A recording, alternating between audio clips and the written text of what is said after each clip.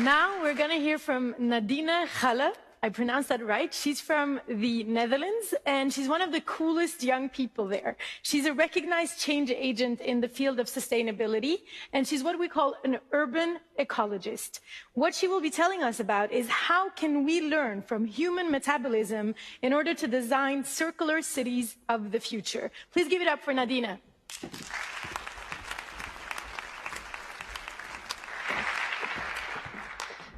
Thank you, Nassima, and good morning, Oslo Urban Arena. It's great to be here.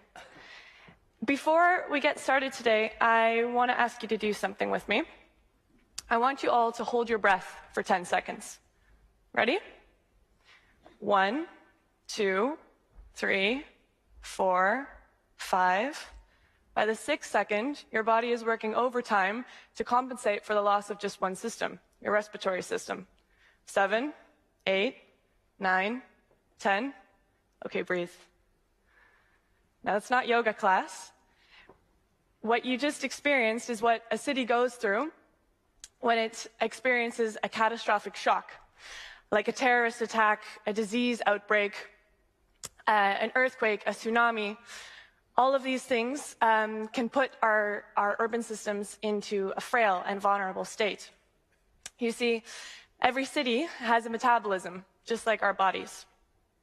But as we've seen time and time again, these systems can fail us, especially during man-made and natural disasters. But why is this? You see, our urban systems are frail and vulnerable because they've never adapted like we have. In fact, they've developed in silos, very slowly, over time, but with no real relation to one another.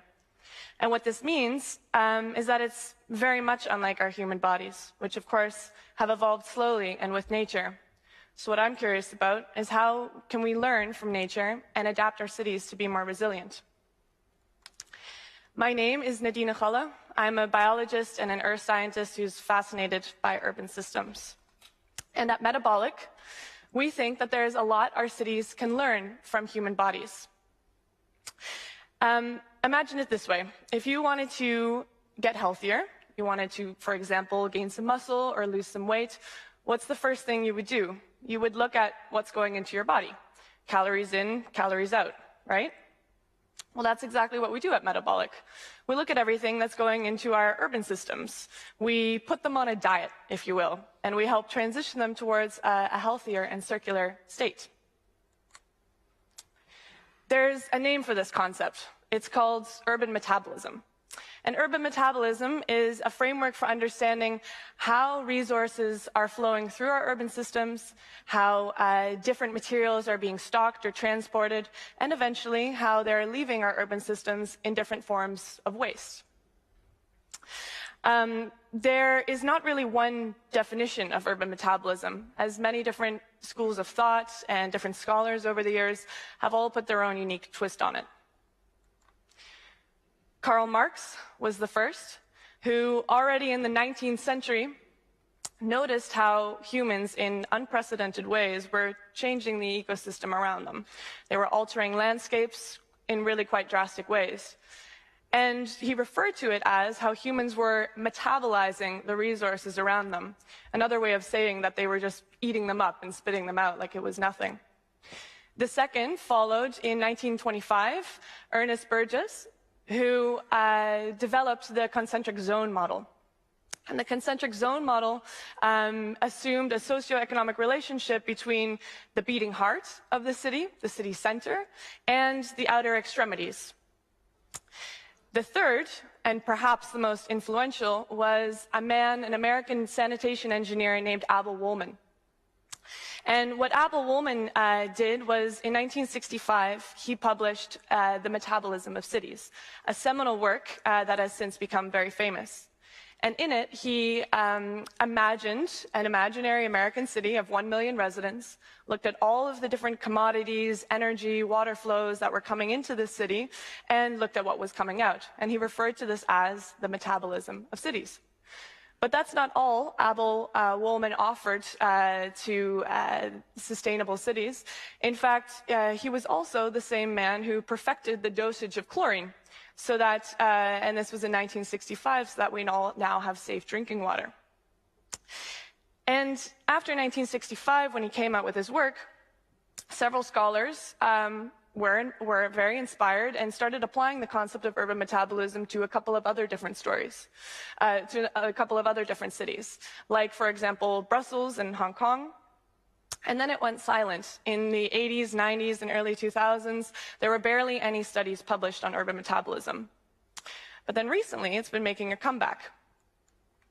And the reason why is, well, I believe, is data availability.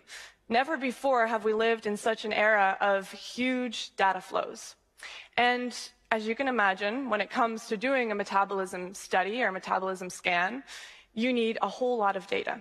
To comprehensively assess an urban system, you need to know all the food that's coming in, the materials, the building materials, the energy flows, the water, the nutrients, all these different things. Not only that, but also on the output side, the waste, the emissions, the wastewater, all these different things. And because of the huge influx of data, although challenges remain when it comes to data availability on these things, it's a lot more feasible than it was in 1965. So, flows in and flows out.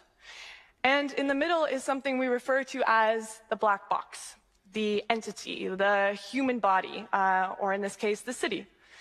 And when you're doing one of these analyses, you can basically define that boundary as you would like. And that's often one of the challenges with doing these kinds of studies. In the human body, we have identified over 7,400 metabolic pathways or chemical reactions that make up our human metabolism. Yet, we've been developing cities for over 5,000 years, and we have yet to understand all of the different metabolic pathways or chemical reactions that make up for our urban life. You see, the human metabolism is complex and dynamic, and I feel like our urban metabolism is still quite archaic and analog. I think that there's a lot we can learn from human bodies, although this looks more like an alien than a human, and to better understand our urban metabolisms. Take, for example, our lymphatic system.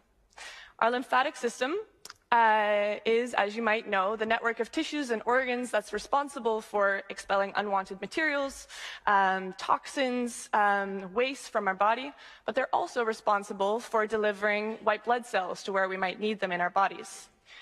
Not unlike our first responders, you could see police officers, for example, as part of our lymphatic system, removing unwanted toxins or criminals from our urban systems. And in the same way, paramedics, which are offering white blood cells and medical aid whenever there might be an injury or an emergency. What about our circulatory system? Our circulatory system, the one that permits our body to circulate blood, to deliver nutrients, oxygen, hormones, whatever we need, whenever we need, similar to our gas and water utilities. These different systems that you could basically translate as the lifelines for urban life in our cities. Our respiratory system, the one I mentioned in the beginning of my presentation, of course responsible for taking in oxygen, expelling CO2. Not unlike, although the opposite, of our parks and forests, our urban lungs, that are, of course, taking in CO2 and expelling oxygen so we all have healthy urban living environments to be in. Our skeletal system, of course, the framework for which our bodies are built on, not unlike our building and infrastructure, roads and networks, everything that we need to provide the basis for which to incubate culture, enable commerce, all of these different things that make up our city life. And lastly, our digestive system, which I think most of you probably relate when I say metabolism. You think about your digestive system, right? It's when you're taking in different foods, extracting the nutrients, and expelling them as waste. Well, not unlike our waste and recycling facilities in our cities. I think I've made my point here.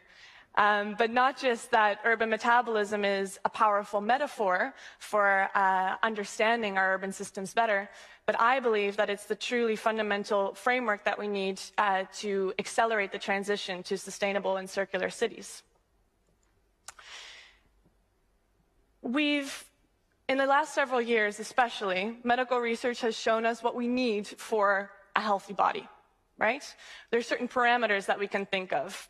Good amount of sleep every night, getting your 8 hours, making sure that you're exercising, a good diet, limiting your stress.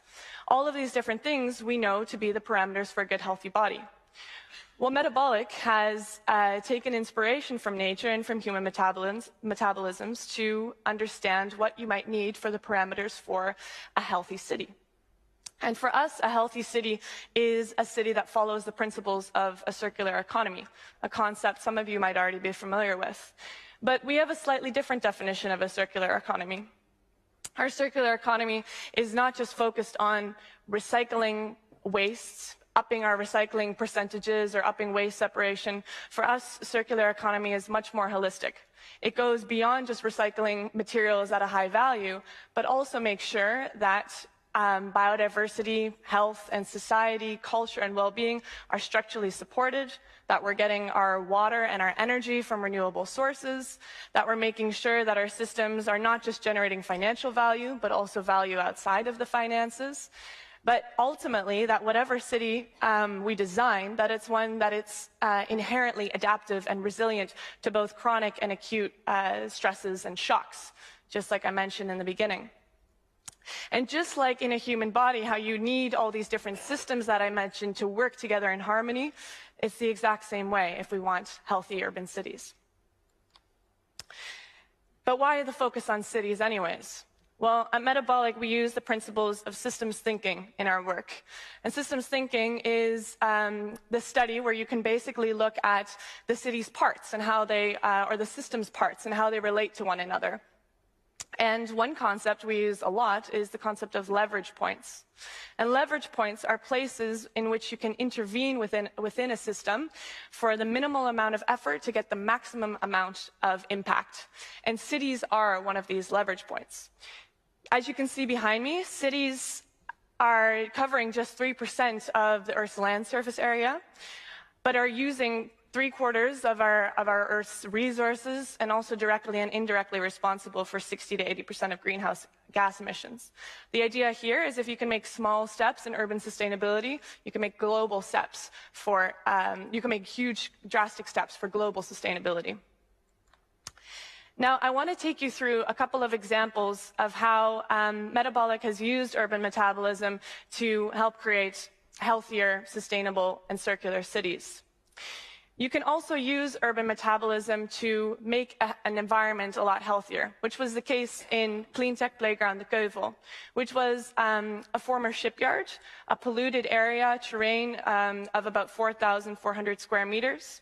And to breathe new life into the area, Metabolic made the sustainability plan, teamed up with several architects to basically reconvert houseboats, a very unique waste product in Amsterdam, place them on land, retrofit them with clean technology, all very low cost to show that it was possible, and use, for example, phytoremediation plants that are cleaning the soil over time, the polluted soil, connected all these different houseboats with a jetty to protect the plants so they could do their work in peace, but also experimenting with things like blockchain-based energy tokens, experimenting with a microgrid system, alternative decentralized sanitation, all these different things that we think are going to be important facets in some of the circular cities of the future. We can experiment in this living laboratory.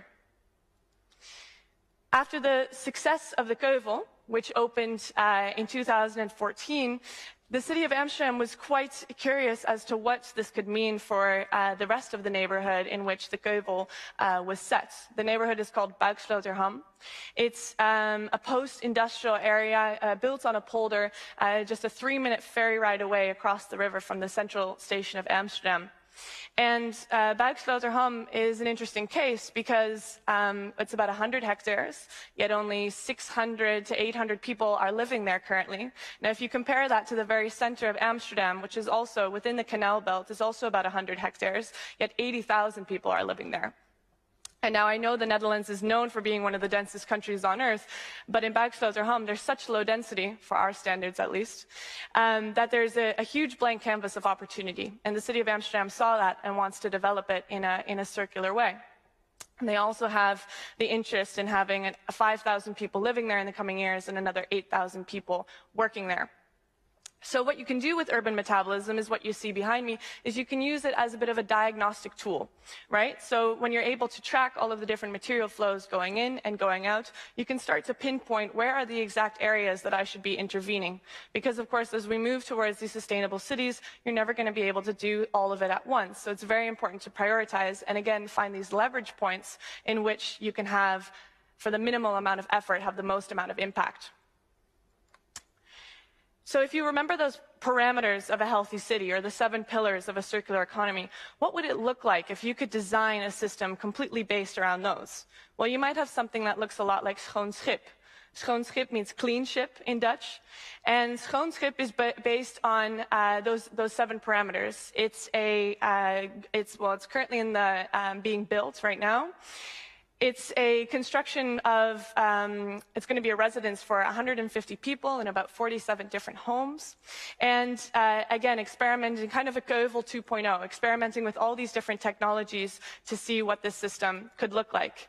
And as you can see, it's been loosely based on these different things. So again, experimenting with smart grids, making sure that there's green areas for meeting places, making sure the houses are built in a passive standard kind of way. All of these different things that'll again aid in the experimentation.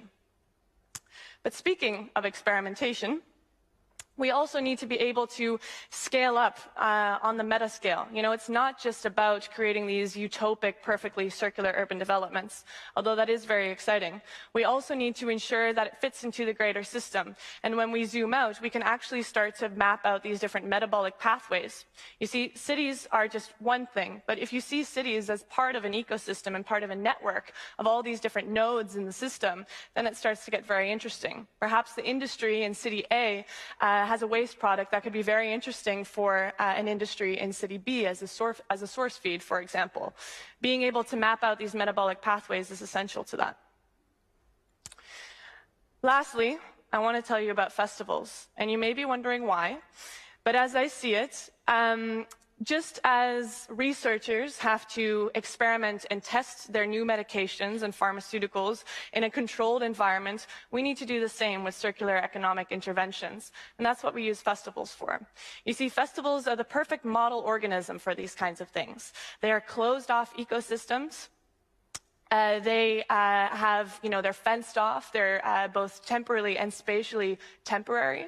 And what that means is that they provide these perfect little test beds for experimenting certain things. And a lot of the time, they represent a mini city. You know, just in a short amount of time, you need to ensure you have all of the different resources there: sanitation, food, and water, and materials, and all these different things. And you also need to dispose of all the waste that comes out of it. In 2017, we had the opportunity to map out the metabolism of just materials and waste flows at Digital Festival. Digital Festival takes place in Amsterdam North every year. It's a big electronic music festival that has about 30,000 visitors every year. And Digital has very high circular interventions, but they didn't really know where to start. And by mapping out this metabolism, they were quite shocked to find out that they were actually producing nearly 10 tons of demolition waste. And they wanted to do something about it, so they did. In 2018, we got the opportunity to map out the metabolism again, this time also including energy and water flows. And in just 1 year's time, and I know festivals have the luxury of being completely autonomous creatures like this, they were able to reduce their demolition waste by 86%. They did this through design for disassembly and a strict enforcement team. And some of the lessons learned that we learn and that we see in festivals have become very useful for the city scale. But it's not just about design for disassembly. Things like cashless systems, 24-hour composting machines, compostable tents, for example, how to deal with decentralized waste, or, for example, experimenting with renewable energy supplies and big batteries when you can't just plug and play like most festivals can't. All these different lessons have been very important as we move towards circular cities. To conclude, cities have clearly become the default human biotope. That much is clear. It's our new normal. Yet our cities have been chronically sick for decades, but it's not terminal yet. I believe that there's a lot we can do to make our cities healthier, better places to live, both from what we can see and behind the scenes, as we can see in a lot of these metabolism scans. In the beginning of the presentation, I made you hold your breath. Now, the world record for holding your breath is 11 minutes and 33 seconds. Don't worry, we're not going to do that now. But our cities have been holding their breath for about 5,000 years, and I think it's time we find ways to help them breathe a little easier. Thank you.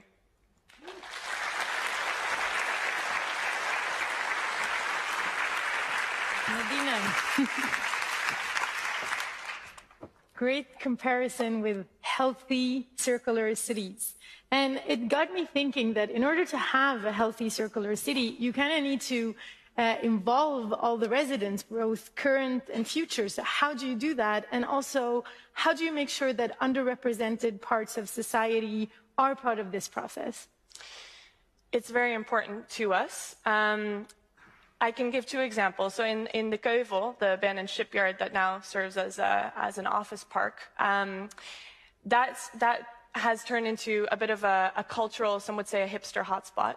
And for us, it's very important to make sure that the existing residents and the people that lived around the Keuvel also feel like they're welcome and involved. So there's lots that, especially the cafe that's on the Keuvel, does to ensure that everybody in the postcode gets, for example, tokens to come for a free coffee or a free beer when there's events happening.